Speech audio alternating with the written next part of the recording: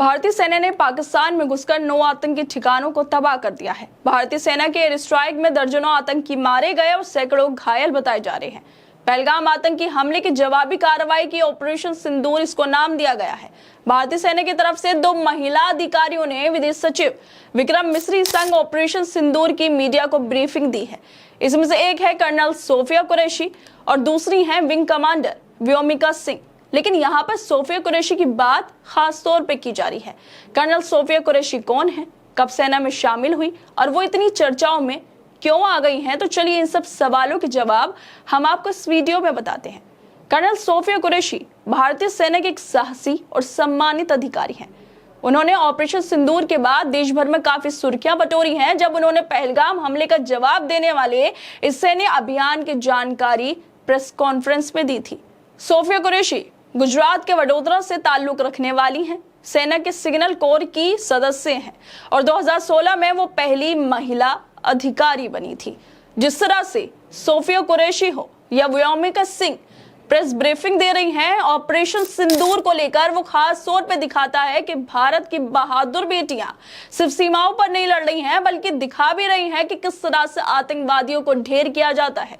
पाकिस्तान में घुसकर जो हमारी मिसाइलें थी, उन्होंने आतंकवादियों को खात्मा कर दिया और जिसके बाद जो सोफिया कुरैशी हैं वो चर्चाओं में आ गई हैं, क्योंकि 2 महिला जो हमारे विदेश सचिव हैं उनके साथ बैठी 2 महिला बता रही थी कि किस तरह से पूरा ऑपरेशन किया गया, किस तरह से पहलगाम जो हमला हुआ उसके बाद जवाबी कार्रवाई की गई और किस तरह से जो हमारे नागरिकों को मारा गया, टूरिस्ट को मारा गया, निहत्थे लोगों को मारा गया, उनकी जवाबी कार्रवाई की गई है। 9 ठिकानों पर आतंकवादियों के हमला किया गया है। भारत की बहादुर बेटियां सिर्फ सीमाओं की रखवाली नहीं कर रही, बल्कि अंतर्राष्ट्रीय मंच पर भी देश की आवाज बन रही है। ऑपरेशन सिंदूर के तहत जब दुनिया भर के मीडिया को जानकारी देने का समय आया, तो भारतीय सेना के कर्नल सोफिया कुरैशी और एयरफोर्स की विंग कमांडर व्योमिका सिंह को इस जिम्मेदारी के लिए चुना गया।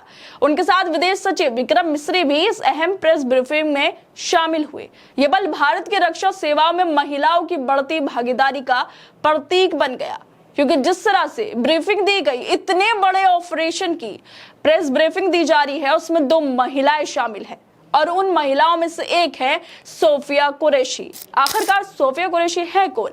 कर्नल सोफिया कुरैशी भारतीय सेना में एक ऐसा नाम है जो जज्बे, मेहनत और लीडरशिप की मिसाल बन चुकी हैं। वो इस समय चर्चा में आई थी जब उन्होंने एक्सरसाइज फोर्स 18 के तहत 18 देशों की मल्टीनेशनल आर्मी ड्रिल में भारत की तरफ से कमान संभालने का मौका उन्हें दिया गया था।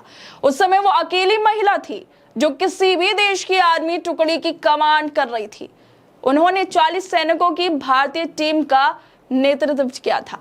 कर्नल सोफिया का अब तक का सफर गुजरात की रहने वाली हैं और ये बायोमेट्रिक में पोस्ट ग्रेजुएशन इन्होंने किया है, जिससे उनकी पढ़ाई और सेना के प्रशिक्षण का बेहतरीन तालमेल दिखता है। वो सिग्नल कोर से है जो सेना के कम्युनिकेशन और सूचना प्रणाली की जिम्मेदारी संभालती है। साल 2006 में वो यूएन पीस कीपिंग मिशन के तहत कांगो में तैनात रही और 6 वर्षों से ज्यादा समय से शांति मिशनों में अहम भूमिका निभा रही हैं। उन्हें पीस कीपिंग ट्रेनिंग ग्रुप से चुना गया था, जो अंतर्राष्ट्रीय मिशनों के लिए सबसे बेहतर ट्रेनिंग देता है। उनका रिश्ता सेना से पुराना है, क्योंकि उनके दादा सेना में थे और उनके पति मैकनाइट्स इन्फेंट्री में अधिकारी हैं। इस वजह से जो उनका रिश्ता है वो सेना से और ज्यादा मजबूत हो जाता है। सोफिया साल 1999 में भारतीय सेना में शामिल हुई थी। चेन्नई स्थित ऑफिसर्स ट्रेनिंग एकेडमी से उन्होंने ट्रेनिंग ली थी और अब जिस तरह से कमांड करने वाली सोफिया कुरैशी विदेशों में अब देश में बैठकर आतंकियों का खात्मा कर रही हैं, आतंकियों को जवाब दे रही हैं, ऑपरेशन सिंदूर चला रही हैं, उसकी ब्रीफिंग दे रही हैं, वो वाकई दिखाता है कि हमारे देश की सेना में जो शामिल महिलाएं हैं वो कितनी बहादुर हैं। वो दूसरों को प्रेरणा देती हैं कि उन लोगों को भी आगे आना चाहिए। जो देश की आम महिलाएं हैं उन लोगों को प्रेरणा मिलती है कि देश के लिए, अपने लिए सोफिया की तरह, व्योमिका की तरह आगे आना चाहिए और बहादुरी की मिसाल देनी चाहिए।